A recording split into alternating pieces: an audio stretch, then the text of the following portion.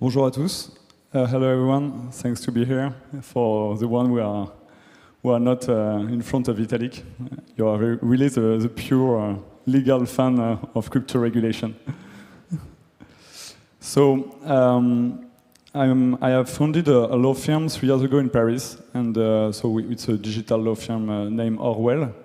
And we are working a lot on the crypto asset regulation. Actually, we advise a lot of crypto asset projects, both on the classic or traditional virtual asset services, such as selling Bitcoin, purchase Bitcoin or Ethereum, and also on the DeFi part. For instance, we have assisted more than 50% of the VASP registered in France. Regarding me. So I'm in charge of the compliance practice. So in the law firm, we are 3 partners. The other ones are in tax and public law, actually. And my job is to, it's more than just to be a lawyer on compliance. I try to manage all the, assist the project to manage all the legal issue regarding French and European law, and understand, help them understand the legal environment.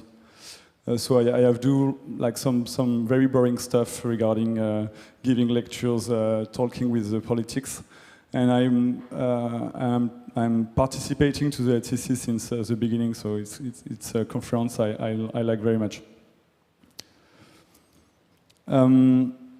I'm doing this talk because the first reason is I'm very curious about, of course, like everyone else here, about crypto assets and blockchain. Why? Because for a lawyer and for someone who is working on the legal area, it's a technology that is very interesting. Both because this technology, and especially the crypto asset, like utility token and cryptocurrency, they are evolving on a totally new regulatory environment, and a very unstable, actually, and shifting environment, which is for a lawyer, it's quite fun. Maybe a little bit less for the projects. And the other things I find interesting with crypto, it's because there is very pure technical properties that have very huge legal impact, digital value, uniqueness, decentralization. I prefer the term peer-to-peer relation. And these technical characteristics have a huge impact regarding the legal classification. If we compare, for instance, about what happened with internet at the beginning. This talk is not like a masterclass about the French and the European regulation, because there is a lot of very good articles on internet about it.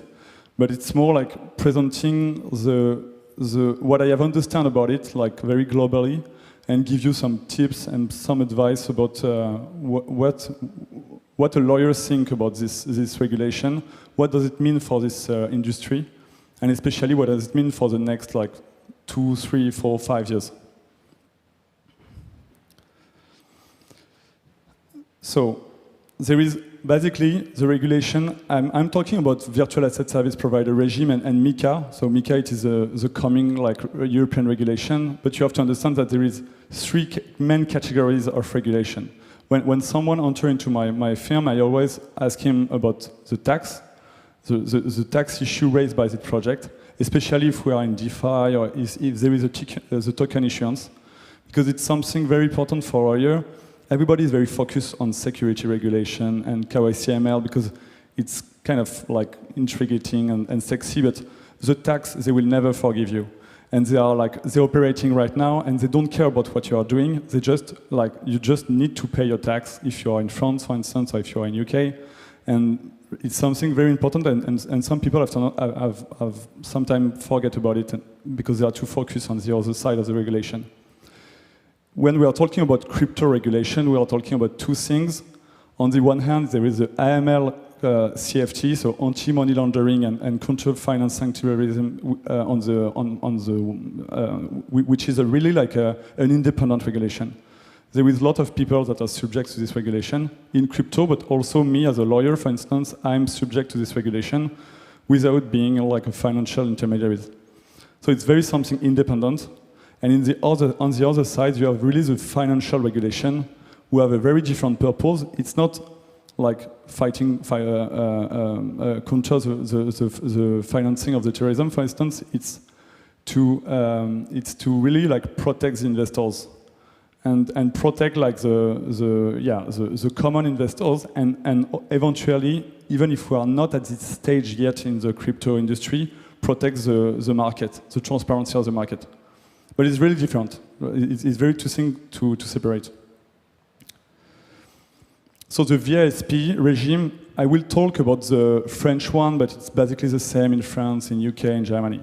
It's a regime, like it's a registration actually, a license if you prefer. We apply to virtual asset. So virtual asset, legally, it's a quite close notion actually. It's really like utility token, including some governance token, but we will talk about it later, and cryptocurrencies. So the idea is why to target, for instance, Ether and the token in the initial coin offerings.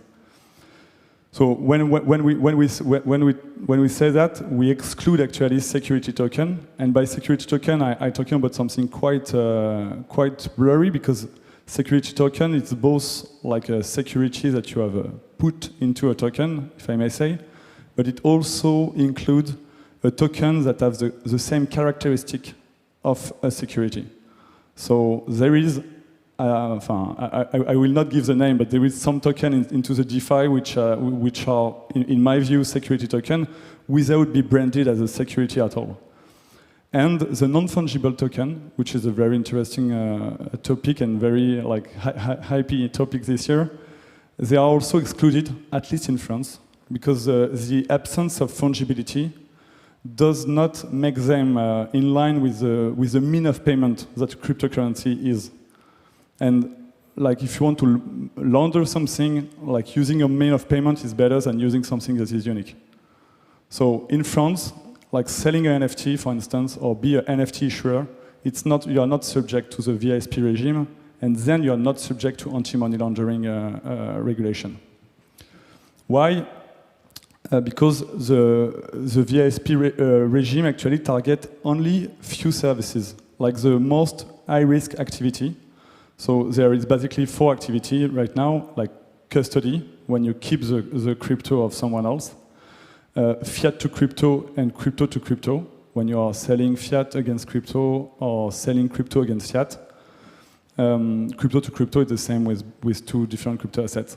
And operating an exchange platform. So be an exchange.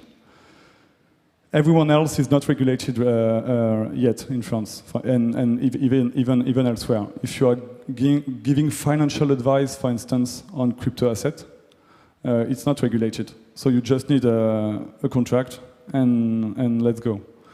It will be under MiCA, but we will talk about it later. The characteristic of the VASP regime is, first, it's a regime where you are registered, so there is a whitelist. For instance, the FCA in London have a whitelist of the projects that are virtual asset service provider. In France, we have also this whitelist. In France, the little pain is that you need to be registered and to be into the list before providing your service, which is not very business friendly. In the FCA, they are more like pragmatic. I think they are putting everybody on the list, and they let the project like continue to operate. And one day they will maybe kick off some project, maybe register some others. But anyway, there is not this cliff as it is under the French register procedure. The VASP regime is not, like properly a financial regulation, because 90% of the regime is about KYC AML. So it's just a way for the regulator to ensure that you apply KYC and proper KYC and AML procedure providing your service. Of course, if you have questions during the presentation, very feel free, because we are not so much, so very feel free to ask, and I will be glad to answer and to bounce back. The AML KYC on virtual asset, but it's basically what you have to understand. It's mostly the same, exactly the same procedure as with any other financial services with fiat. So there is a lot of procedure, like you need to train your people, you need to understand where the funds come from, you need to identify your client. So in France, it's from the first euro. The main difference, it's about two things, and it's our job as lawyer, we are like proficient in cryptocurrency, is to adapt some specification based on the technical aspect of the blockchain. So we are talking about the chain analysis, like the know your transaction services, which are like totally mandatory in France if you want to become a DASP. And also there is some specific red flag regarding like laundering pattern, which most of them are in the virtual asset red flag indicators published by the Financial Action Task Force.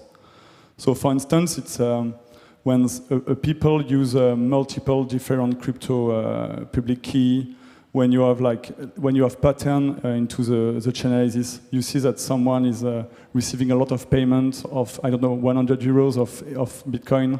It maybe means that there is a ransomware behind it. All this kind of red flag, you need to understand them and to translate it into your policy to become a DASP. So it's quite a big job actually. And if you don't do that, you are not registered as a DASP and you could not operate in France. So MiCA, it's the first thing. It's MiCA. It will be like a complete change for the DASP, the digital asset service provider in Europe, for multiple reasons, and it will have a huge impact on all the industry.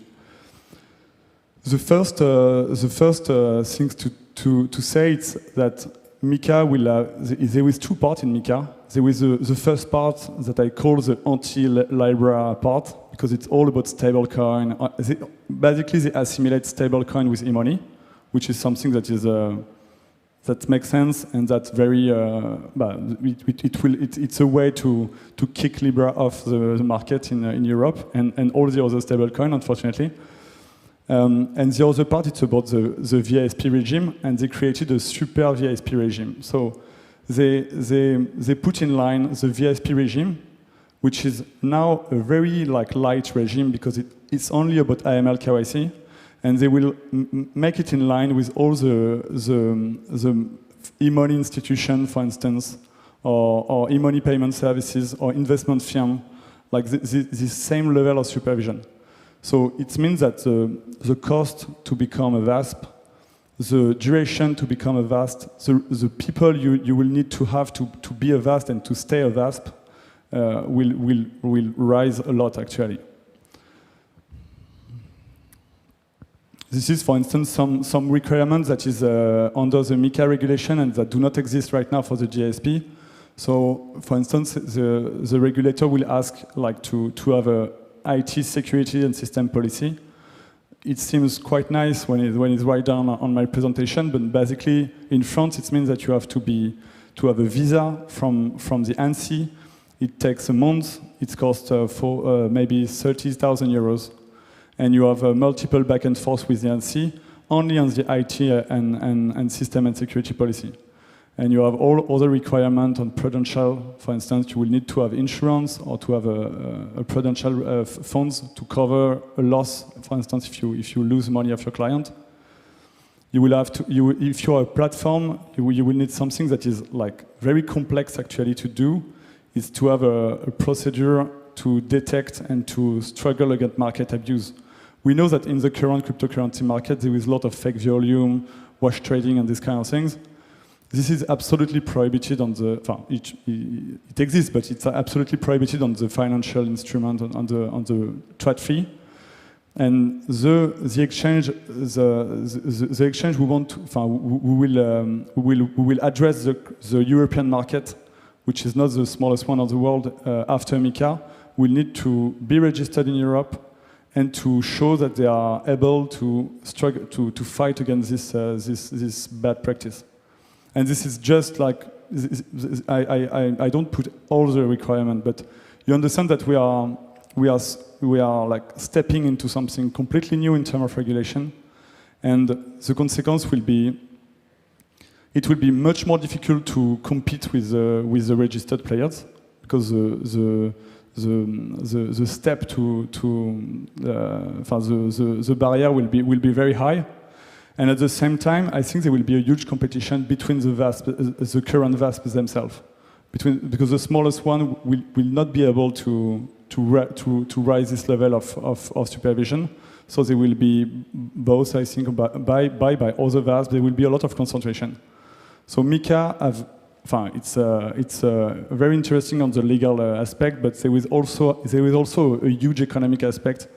I'm still learning about it, and we will see what happens, of course.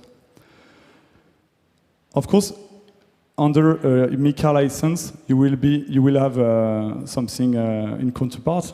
You will have a direct access to the European market. So like this, if you are registered in Paris, you will be able to, without even a passport procedure, you will be able to have clients and to do promotion of your service in Estonia, in Poland, in Malta, everywhere. So it's something that, when I was talking about the competition between the VASP, I think it will be quite bloody on the first years of the MiCA regulation.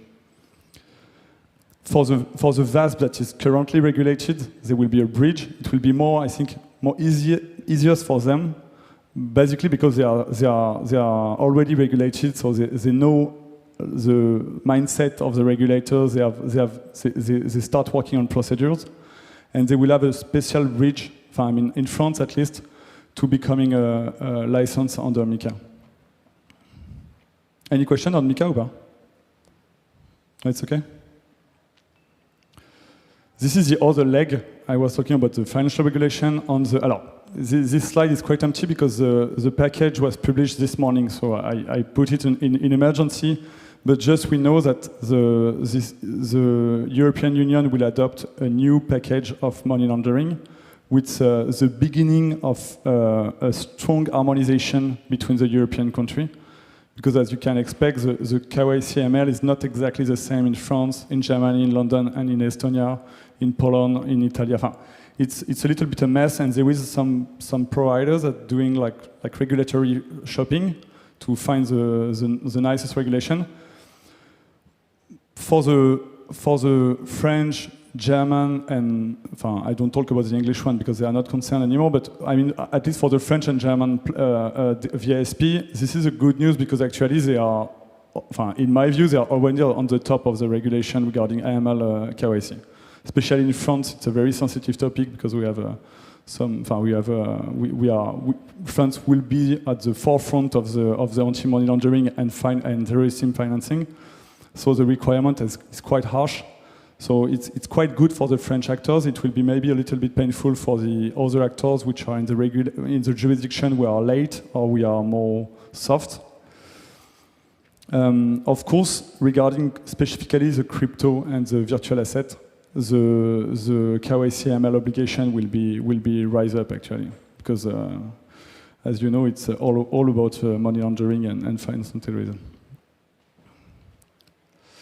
This is some principle, like some advice I want to tell you as a lawyer, because I talk a lot about cryptocurrency. It's a community I like very much, but I also listen a lot of and witness actually a lot of very strange reflex about the crypto project regarding regulation.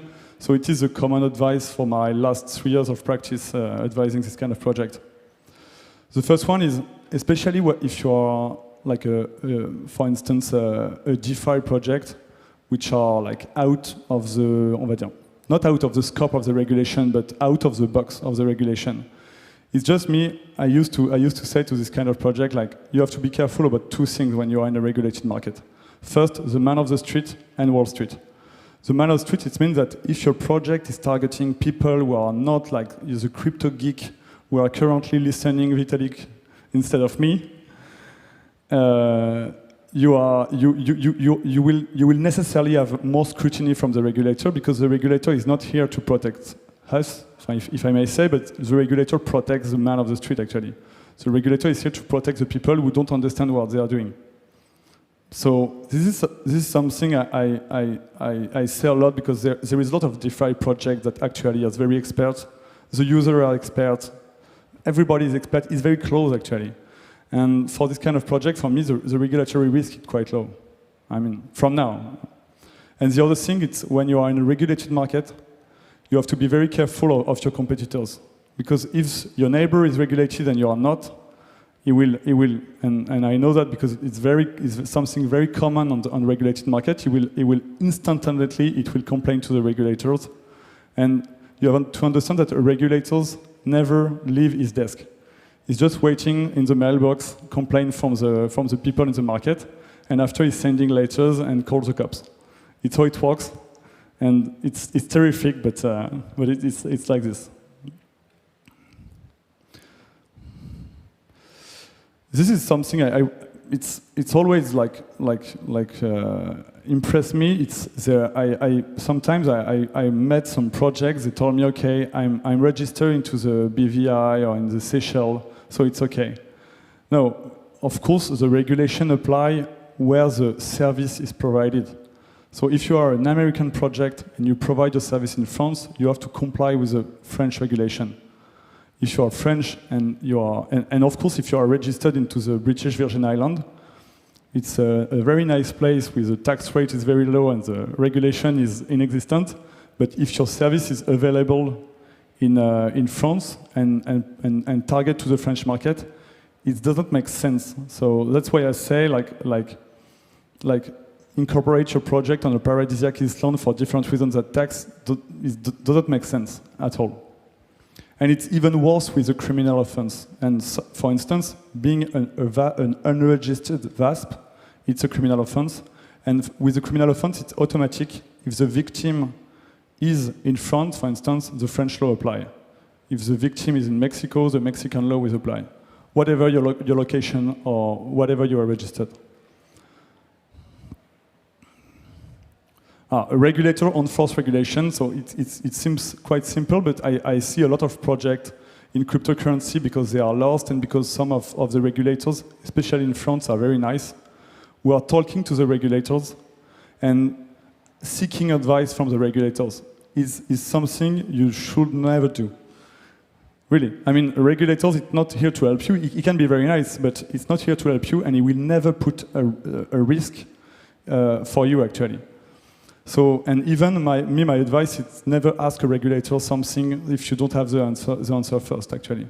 The right way to deal with the regulators is you know what you want, you know that you can have it because you are clever, or because you are a very clever lawyer, or I don't know why, but you know it, and you ask the regulator just to confirm this.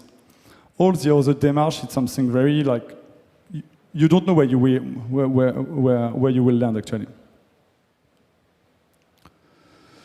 So what to keep in mind, it's like there is basically two different kind of companies in the industry. You have the VASP, which are under the regulation, and the regulation will increase with MiCA. And you have all the DeFi projects we do not fit actually with the regulation. But this project for them, it's very interesting because they need to build actually a legal strategy on the long run.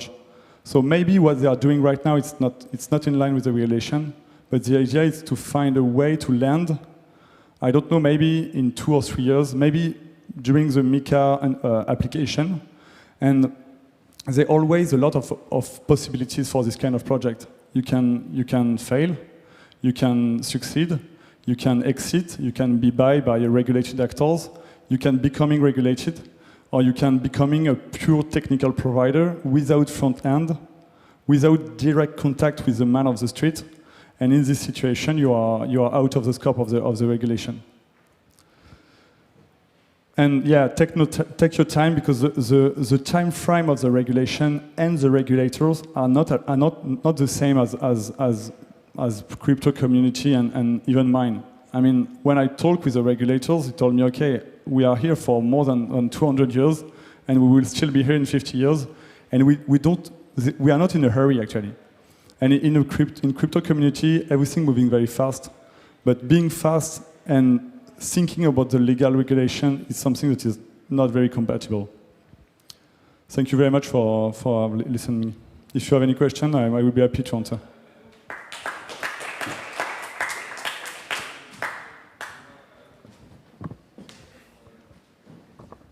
Thank you. I have 2 questions. One is, Do the regulators issue like official opinions in France, like official opinion that is like a clarification of the law? And the second question is, you mentioned front ends. So did you mean to say that if you just build a smart contract and you don't build a front end, you are safe from regulation? Alors, thank you very much for your question. Regarding the first question, yes, the French regulators, and I mean all the biggest regulation on cryptocurrencies, they are issuing guidelines actually, and the understanding of the law. It is something we do not agree with them. For instance, my law firm, we have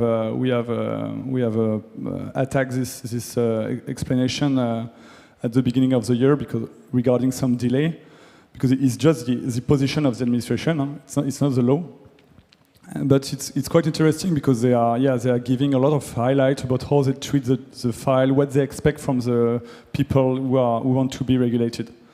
So it's quite interesting. And in France, especially, the regulators is working a lot with the association, like the ADAN, which is around today. And so it's quite clever actually the way they are addressing this topic. And regarding the front end, yeah, actually when you are a DAS, for instance, or when you want to sell Bitcoin in France, you have to be registered, but you can work as a subcontractors that are not registered at all. It's not a problem. So the regulation right now is focused on the front end. I mean on the legal and technical relationship between the provider and the client. That makes sense actually, because the risk of money laundering is here, and the risk of legal problem is here. It's not between the subcontractors and so on and so on.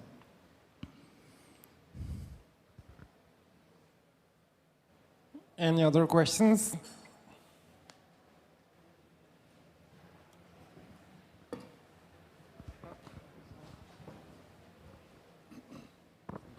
Do you have thoughts on the FATF paper that is being written in Paris, I think, actually?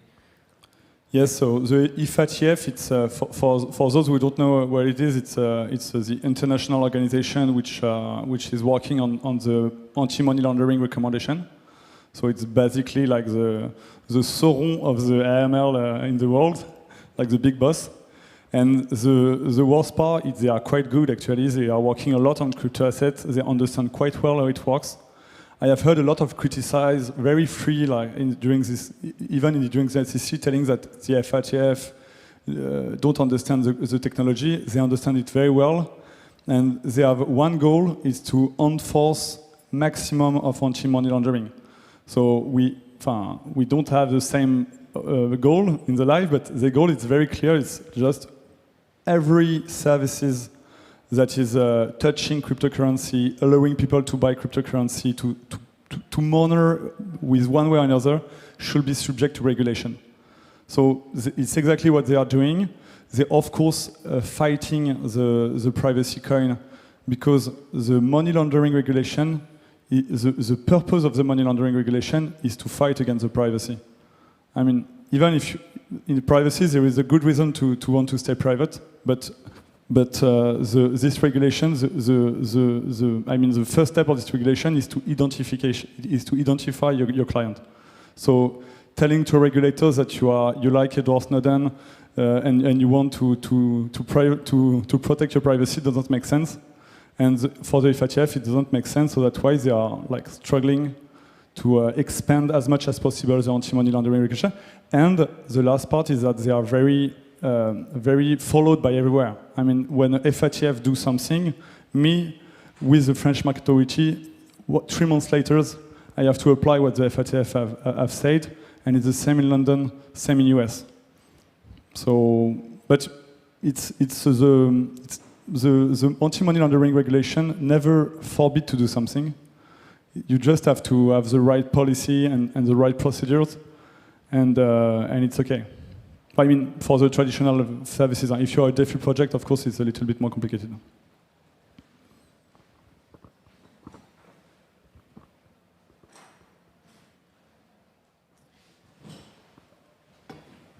Thank you, William. Sorry, quick question.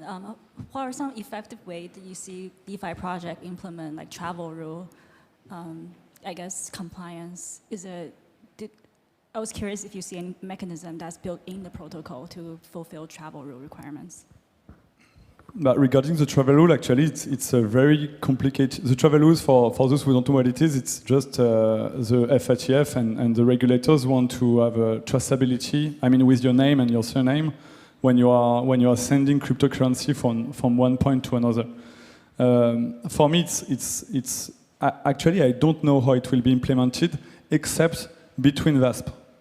So between VASP, it's okay because they will have the people to do that, they will have the technology, but the meaning of the cryptocurrency is to allow people to withdraw the cryptocurrency, put them on the ledger, and keep them by themselves. And for me, it's something that is like hardly compatible with the travel rule. In France, the regulators ask the VASP when someone wants to withdraw crypto to check a box like assessing that it's their own address, but everybody knows that it's just a way to be nice with the FATF, and it's not work at all. So I don't know. Maybe in few years we will have two worlds, one with DeFi and I mean uncharted or unregulated crypto services, and the other between VASP will be a closed loop with travel rules, and like exactly the banking system right now. Thank you very much. Thank you.